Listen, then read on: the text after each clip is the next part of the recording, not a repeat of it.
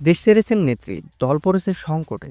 কিন্তু এই সংকটই কি কারোর জন্য হয়ে উঠেছে সুযোগ? সাবেক প্রধানমন্ত্রী শেখ হাসিনা ভারতে পালিয়ে যাওয়ার পর যখন নিবন্ধন স্থগিত হওয়ার আওয়ামী লীগ অনলাইনে বৈঠক করে ঘুরে দাঁড়ানোর চেষ্টা করছে, ঠিক তখনই দলের সাধারণ সম্পাদকের বিরুদ্ধে উঠেছে গুরুতর অভিযোগ।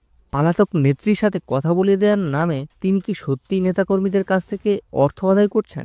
ভারতীয় সংবাদ মাধ্যমের প্রতিবেদনে উঠে এসেছে এমনই চাঞ্চল্যকর তথ্য। ঘটনার সূত্রপাত গত বছরের ৫ই আগস্ট।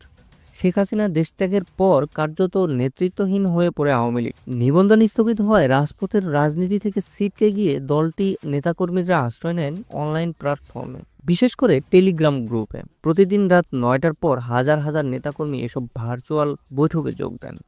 এই ভার্চুয়াল বৈঠকগুলোই হয়ে উঠেছে অর্থ আদায়ের মাধ্যম। অভিযোগের কেন্দ্রে রয়েছে দলের সাধারণ সম্পাদক ওবায়দুল কাদের। দলের শীর্ষ নেতাদের বরাত দিয়ে নিউজ ১৮ জানাচ্ছে, বৈঠকে শেখ হাসিনার সাথে কথা বলার সুযোগ পাবেন। তা নির্ধারণ হয় অর্থের বিনিময়ে। সাবেক মন্ত্রী ও সংসদ সদস্যদের কাছ থেকেও এই টাকা নেওয়া হয় বলে অভিযোগ উঠেছে। দলের কিছু জ্যেষ্ঠ নেতা এই কার্যকলাপকে প্রতারণা বলে অভিহিত করেছেন। সংকটটি এখানেই শেষ নয়।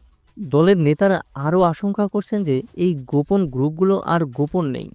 অন্তর্বর্তী সরকারের সমর্থক এবং গোয়েন্দা সংস্থার সদস্যরা এই গ্রুপে ঢুকে পড়েছেন।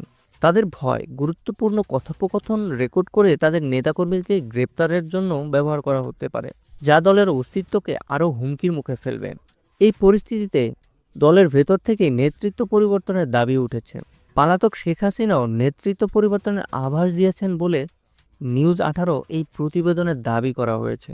শুধু ভার্চুয়াল জগৎ থেকে বেরিয়ে এসে রাজপথে আবারও সক্রিয় হওয়ার পরিকল্পনা করছে দলটি। কিন্তু অভ্যন্তরীণ এই অবিশ্বাস আর আর্থিক কেলেঙ্কারির অভিযোগ মাথায় নিয়ে দলটি কি আদৌ ঘুরে দাঁড়াতে পারবে?